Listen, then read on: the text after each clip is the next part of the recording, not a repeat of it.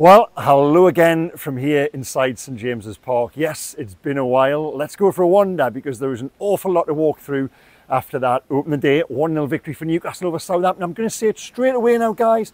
Without Fabian Schär's red card, which happened just below us there, I don't think Newcastle go on and win that game. I really don't. And the reason I say that is, rewind back 12 months to the opening day against Aston Villa. Think back to other opening days. Nottingham Forest a couple of years ago as the blower starts just over our shoulder there, right on cue. So let's take a turn and get away from it. Well, I was just before there by the touchline at the Leazes end. I'm now high up at the Gallagher end. Yeah, we couldn't have recorded the video with that as the backdrop. But as I was saying, the point I was trying to make before I was interrupted about opening days, the game just, it didn't have that opening day energy to it. It didn't have that sense of occasion either on the pitch or really in the stands for that opening half hour. At least, like I say, you go back 12 months to Aston Villa when Sandro Tonali is strutting around like a gladiator. I know it was a later kick-off, it was on television and you had a new signing in the side. And I do think an opening day lacks something for not having new players in the starting 11. I also think as well 12 months on, because of everything which has happened with regards PSR, there's just a little bit less excitement and optimism around the club. You know, the situation with Eddie Howe in England and everything else what's been said and gone on this summer. I do just think there's been a little bit of air escape in the black and white balloon, if you want, for the passage of 12 months. You know, it's, I touched on, you go back 2 years to the Nottingham Forest game as well. We'll go back as far as 95, 96 time as well, you know, with David Ginola, Les Ferdinand in the side against Coventry. And I think you get what I'm saying. It just didn't feel during the opening 25, 30 minutes like that first day of the season. All of that excitement and optimism around it, and that was almost played out on the pitch when Newcastle weren't good. Southampton were undoubtedly the better team during that period. Newcastle had players, key players, good players as well, who didn't necessarily look at it, and that is understandable. There's mitigation there for the likes of Bruno, for the likes of Anthony Gordon, given they came back later. This was something I asked Eddie Howe afterwards, and he offered that by waving a defence, and it is, you know, it's entirely fair enough that Bruno isn't up to speed. I watched him twice in the first half try to make recovery runs, and he just couldn't. He couldn't run. Bruno does have that in him where he can look sluggish. He looked particularly sluggish today. You know, we use that phrase about caravans. Well, there was two caravans out there with him today at times, even though he did recover in the second half, and we'll come to that and played his part absolutely in what was a dogged, determined victory, all about desire, blood, sweat and tears. But certainly during that opening period, I thought there was enough to be concerned about. You know, you look at the players we thought Newcastle were going to go out and bring in terms of that creativity, and certainly a better threat from the wide right area, and that yet hasn't happened. There just seemed to be, like I say, that little bit of a missing spark to it in certain players who were undercooked. Southampton, by contrast, looked like a newly promoted team playing away on the first day of the season at a big stadium with a big following. They just looked as if they had more about them. And for me, in terms of the possession they showed and the purpose they showed during that opening half hour, without the sending off, I honestly do believe the game might have played out differently. Now, what did the sending off do? Well, this was what Eddie Howe admitted afterwards. You know, my question to him, it absolutely changed the feeling inside the stadium, and because of that then rolled down to those on the pitch. Those in the stands were fueled by a sense of injustice, by an anger. By the way, I'll get to this. I think it was a red card. I think, you know, now I'm going to record a little insert here. You've probably noticed the light has changed inside St James's Park, and the guy who was starring in the Texas Chainsaw Massacre, he's also gone home, so the sound has changed too. But no, I was getting missed calls actually from a Mail on Sunday Sport editor, so I had to break off because you wanted to put the story regarding Fabian Schär and Ben Burton Diaz on the back page, and I lost my train of thought, and I realised as I was typing away there that I never actually addressed, offered my opinion on whether it was a red card or not. I had hinted at it. Now, I think it was a red card, and I'll ask myself a few questions here. Do I think it should be a red card if I was referee or if I was the head of IFAB? Well, no, I don't. I think an incident like that should probably be laughed off almost with neither player having any sanction, just a stern talking to. But Fabian Schär, and this is what Eddie Howe alluded to himself, he's given the referee a decision to make. He's given him an opportunity to send him off. Now, some of my friends as well, and I've noticed quite a few on social media, I posted I thought it was a red card. I had 450 replies telling me that it wasn't. Nothing quite fuels replies and interaction like a perceived sense of injustice. And I understand why, but, you know, Fabian Schär, you watch the replay, He's stupid. Alan Shearer called him stupid. He called it an act of shithousery on the part of Brereton Diaz, which it was. Eddie Howe said Fabian Schär had fallen into a trap, which he did. That doesn't not make it a red card. He still walked towards him. And why would you think of leaning your forehead into an opponent? Now, what makes the difference here is Brereton, this was what Russell Martin touched on as well, the Southampton boss. Brereton Diaz has stood still. He stood still like I am now. Fabian Schär walks towards him. In the eyes of the guys down at Stockley Park, in the eyes of the referee, that makes him the aggressor, whether you like it or not. Now, yes, Brereton Diaz's forehead does move slightly towards him, but it is Schär which initiates that act of the foreheads coming together. And that's why he got a red and Brereton Diaz got a yellow. For me, that is my take on it. I know you disagree, and don't get angry about it. Share your thoughts below the line, give your take on it. It's interesting, but that's my take. I think the officials were justified in Schär getting a red card. I don't think Newcastle will appeal it. If they do, I think they'll probably end up failing in that appeal. So there you go. Now, as I was saying, no matter what it did was it changed everything. You know, all of a sudden, and within 30 seconds, a minute of Schär leaving the field, just down on the touchline there, Sean Longstaff absolutely thunders through a challenge on the villain of the piece, Ben Brereton Diaz, and the whole stadium goes up. And the players absolutely fed off that. And when they then took the lead in first half stoppage time, yes, it was a surprise when you consider, you know, the run of play and the numbers attached to possession and entries into the box and everything else. But at the same time, it wasn't a surprise. It just felt as if that was coming because of the mood in the stadium, because of that support. And I do think Newcastle needed that. Without it, I do think they may have just drifted to a really disappointing, flat, slumbersome opening day draw or defeat. But they didn't. And why I say there is cause for concern, a lot of this might sound contradictory, but what they achieved in the final hour for me was quite unique. It was a situation. That sort of thing doesn't come around very often when you're down to 10 men on an opening day and you're having to draw on those reserves of fortitude and coming together like they did. Ultimately, you win more football matches by playing well. And what we saw there today, Newcastle didn't play well. They weren't very good with the ball. They weren't very good without the ball at times during that first half hour. They were bossed and bettered by a newly promoted team, and come the end of the game, they still only had, you know, the only shot on target all match was Joelinton's match-winning goal. So there are absolutely areas for concern and areas for improvement. But the goal, which ultimately was enough to separate the teams, let's just have a chat about it. It was gifted to Newcastle and Alex McCarthy. Southampton trying to play out from the back there. You know, Newcastle haven't carved the chance. It's given to them by the goalkeeper's error.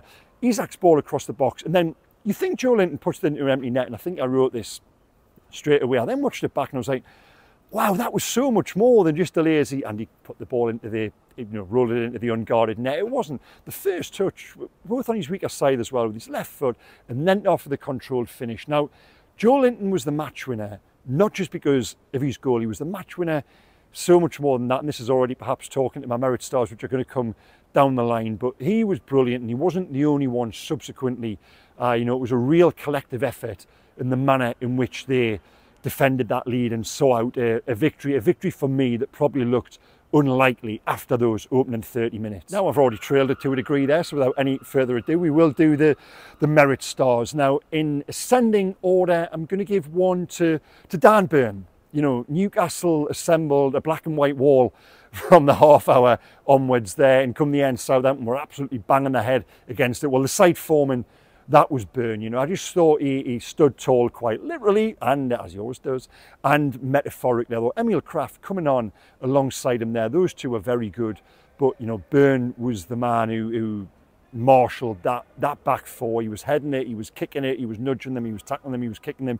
He did everything. One start perhaps could have been more. The two goes to a player I've already mentioned, Sean Longstaff. He came out of last season with perhaps an expectation or even a hope among some supporters that he might be one of those who was sold for the PSR purposes in terms of that pure profit, the academy product. Well, I'll tell you, without him there today, I'm not convinced Newcastle would have gone on to win the game. He set the tone, like I said, with that brilliant, thunderous challenge on Ben Brereton Diaz.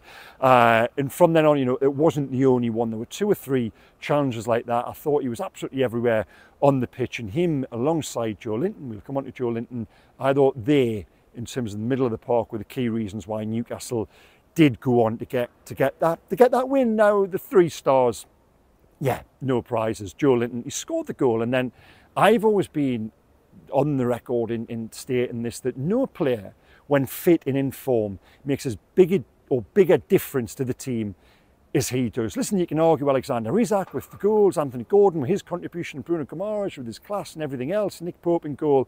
But Joelinton, for the players, he impacts the players behind him, and he impacts the players in front of him. When he's there, and like I say, when he is at his best, as he wasn't even at his best necessarily today, he can play better than that, but wow, how important was he to the victory, and physically putting himself about Southampton's players, in rallying the crowd with these blocks, just with everything about him. He played like I mentioned Sandro Tonali was the gladiator 12 months ago. Well, Joelinton was the gladiator out there today, and by some distance he is the worthy recipient of the 3 stars. Now, we'll mention other players in the team as well. You know, Jacob Murphy, obviously, he went off after half an hour, sacrificed for Emil Kraft, who I thought did well when he came on. Anthony Gordon on the opposite wing. Now, a lot has been made and spoken about Gordon this summer. It was myself who broke the story of the interest in Liverpool, and the understanding is that yes, Gordon would have gone if on that weekend the deal had been agreed between the clubs. And I've seen, you know, a couple of comments on social media about Gordon's body language and everything else today. Well,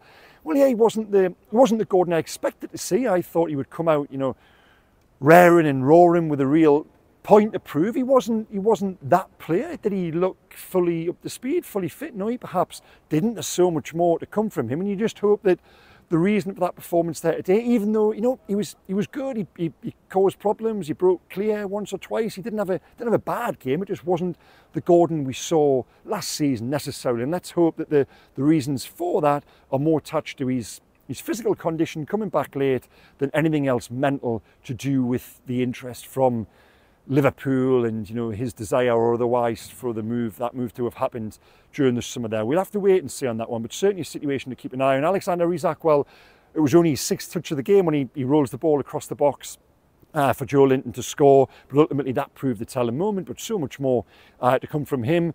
Bruno, yeah, now, I don't think he did that well really, but then ultimately in the by saying not doing well, I just thought he looked a million miles away from being physically able to impact as we know he can. But nonetheless, in the closing stages, he won a couple of pantomime free kicks that probably weren't free kicks. And when you're in a situation like that, a character like Bruno is invaluable really. Someone who does feed off the crowd, someone who does inspire others. And while it was far from his best performance technically, and, you know, as I mentioned earlier, I thought the running, he was evidently just unfit, probably for want of a better word. You know, he still played his part. The 2 young fullbacks, you know, finally 12 months on, after Newcastle spent £70 million on 2 young, perhaps future England fullbacks, they finally start a game together in the Premier League on the opening day of the season, a year later than perhaps expected. But they did okay, you know, they did okay. I thought Lewis Hall gave the ball away a couple of times, and sort of key moments that could have been costly. Tino Livramento wasn't the best version of Tino Livramento we saw last season. And finally, I've spoken about them all now, Nick Pope. What a difference it is, you know. Does that shot from Adam Armstrong at 1-0 there, does that go in if it's not Nick Pope in goal? He produces that save, and that is the difference. You know, when Pope was out from the second half of last season there, I think, and I've said this before, I think Newcastle lost so many points for losing him. So to have him back there today, that is yet another reason. Just those differences, Joelinton, Pope, you know, those differences between 0, 1 points and 3 points. And that's ultimately what Newcastle got, and that is ultimately perhaps all that matters. You can box off opening days of the season because, like I said, you know, players are coming back at different stages. You had the red card as well that just totally turned everything. That they came out with what will be a massive boost mentally to them and gives them that foundation to build on. I just think it's such a huge win, no matter how they got there in the end. Well, where are we at on transfers, or more in particular, transfer? I know a lot of you guys have reached out to me during the past few weeks on social media with regards to Mark Guy, you know, the comings and goings. Yeah, I took a month off after the Euros. I got back late last night after a couple of weeks in Croatia with my 3 little boys and my wife. I tell you what, being at work is a damn sight easier than parts of Marshall and that little trio were. But yeah, so good to be back. Yeah, I do love you boys if you are watching this 20 years down the line or whatever it may be. But no, on Mark Guy, now, yeah, my information is that a third, you know, offer, conversation, bid, however you want to dress these things up, that has been rejected, that has been turned down. And Eddie Howe afterwards telling me there, I said it was there any update on Mark Guy. He said no update, but he then did go on to give what felt like a really key update. He said, you know, we've got to do what is best for the long-term good of the football club. The conditions have to be right. That to me was Eddie Howe almost saying, you know, we will walk away from this. And the information is that it's going around that Newcastle are willing, are prepared to walk away, but I don't think that moment has come just yet. I do still believe, and this is based on, you know, part hunch instinct, but also information that, you know, Newcastle will return. I do still think this deal will get done, but if it is going to happen, I do think it's got to happen soon. And Crystal Palace, by the way, are playing a risky game. Mark Guy, he's got 2 years to run on his contract. The feeling is he's not going to sign the new contracts. If they're getting upwards of 60 million pound for a defender as well, by the way, you know, this isn't a goal scorer, this isn't the right winger Newcastle needs, it's not a centre forward. Alexander Isak is perhaps going to end up costing less than what Mark Guy costs. So to that end, I think the deal now makes a hell of a lot of sense for Crystal Palace to accept, and I'm really surprised they haven't. Now, Eddie Howe wants Mark Guy. He's the centre-back that he wants to come in. Personally, I'll give you my opinion. I watched Mark Guy all summer at the Euros. I think he's a good player. I think he's a very good player. Do I think any football club really should be spending £65 million on a centre-half, especially in the position Newcastle are in with regards to PSR? No, I probably don't. I think it's overpriced. I do think that Newcastle should be using that sort of money to buy the difference makers in the final third. If you're getting Mark Guy for 25, 30, 35 million, yes, okay. You know, I think that's probably closer to his actual market value. I thought the first offer, Newcastle's first offer of 40 million plus, was probably a fair enough price, even at the top end, for it to be going to 65 million pound, perhaps even upwards that close to 70. I do think in some ways you can say it's, as much as I like Mark Guy, I do think it's perhaps a failing if your scouting network. Newcastle found Sven Botman for 32 million pound. There's got to be other centre halves out there that you're aware of on the continent or elsewhere that do not cost you 65, 70 million as much as Eddie Howe wants. I mean, would he come in and improve the team? Yes, he would. Is he a good player? I keep on going over this. Yes, he's a good player, but for me, you know, I think the deal has already perhaps got too expensive, even though I do now think it probably still will happen and we'll see movement on that in the next few days, week or so. But yeah, guys, we'll wait and see. I still think they need more in attack there. They're starting the season with Jacob Murphy on right wing. He's earned that during pre-season. I like him a lot, but Murphy's got to be a squad player rather than a starter. So still a lot of work for Newcastle to do in the market.